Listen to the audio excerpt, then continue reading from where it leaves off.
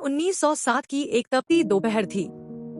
पंजाब के बंगा गांव में एक किसान परिवार के आंगन में जन्म लेने वाला नवजात बच्चा शायद इतिहास को बदलने आया था। उसका नाम रखा गया भगत सिंह। जन्म के दिन ही उनके पिता किशन सिंह और चाचा अजीत सिंह जेल से रिहा हुए थे। घर में देशभक्ति की हवा हर सांस में रचीप सी थी। अंग्रेजी राज के खिलाफ बोलना, स्वतंत्रता की बात करना और अन्याय के खिलाफ आवाज उठाना जैसे इस परिवार की परंपरा थी। भगत सिंह बचपन से ही किताबों के दीवाने थे। जब बाकी बच्चे खेलते, वे पुस्तकालय में इतिहास, राजनीति और क्रांति की किताबें पढ़ते। 10 साल की उम्र में जब जलियांवाला बाग नरसंहार हुआ, तब वह अमृतसर गए और वहां की खून से सनी मिट्टी को अपने झोले में भर लाए। उन्होंने निश्चय किया कि एक दिन वे अंग्रेजी हुकूमत को इस जुल्म का जवाब जरूर देंगे। 17 साल की उम्र में जब उनके माता पिता ने उनकी शादी की बात की, तो भगत सिंह लाहौर छोड़कर कानपुर चले गए। उन्होंने कहा, अगर मुझे शादी करनी है तो वह मातृभूमि से होगी। यह शब्द उनके जुनून और समर्पण का प्रमाण थे। कानपुर में वे प्रसिद्ध क्रांतिकारी गणेश शंकर विद्यार्थी से मिले और प्रताप अखबार में काम करने लगे। उन्होंने पत्रकारिता को हथियार बनाया और ब्रिटिश हुकूमत की नींव हिला देने वाली लेखनी से जनता को जगाने का कार्य किया।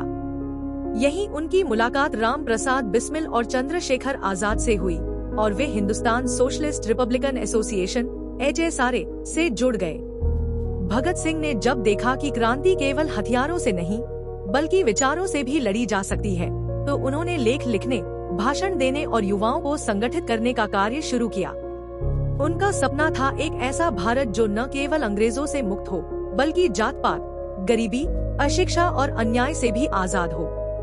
1928 में लाला लाजपत राय पर साइमन कमीशन के विरोध के दौरान अंग्रेजी अफसर सैंडर्स ने लाठीचार्ज करवाया, जिससे लाला जी की मौत हो गई। इस घटना ने भगत सिंह के भीतर आग भर दी।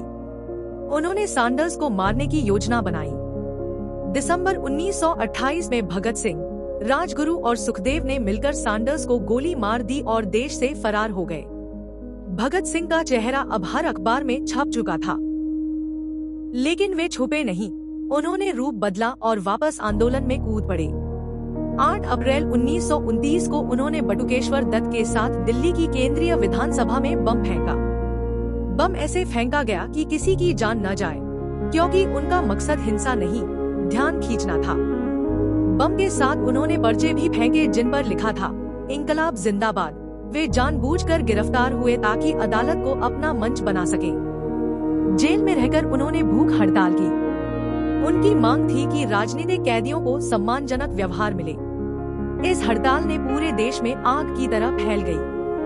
भगत सिंह की लोकप्रियता आसमान छूने लगी। लोग उन्हें नया विवेकानंद, नया गांधी और नया सुभाष चंद्र बोस कहने लगे।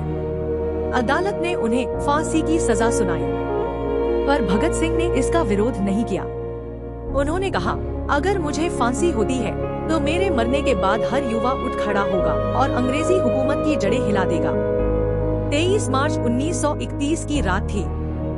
भगत सिंह, सुखदेव और राजगुरु को लाहौर जेल में फांसी दी गई। फांसी का समय सुबह था, लेकिन अंग्रेजों ने डर के कारण रात को ही उन्हें फांसी दे दी और उनके शव चोरी छुपे सतलज नदी के किनारे जला दिए।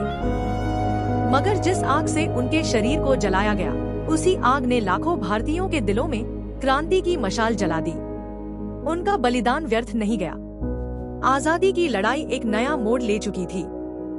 भगत सिंह एक विचार बन चुके थे, एक चेतना, एक प्रेरणा। वे मानते थे कि क्रांति की तलवार विचारों की सांध पर तेज होती है। उनकी सोच आज भी जिंदा है। हर बार जब कोई युवा अन्याय के खिलाफ खड़ा होता है, जब कोई नौजवान बदलाव की बात करता है, तो भगत सिंह की आत्मा मुस्कुराती है।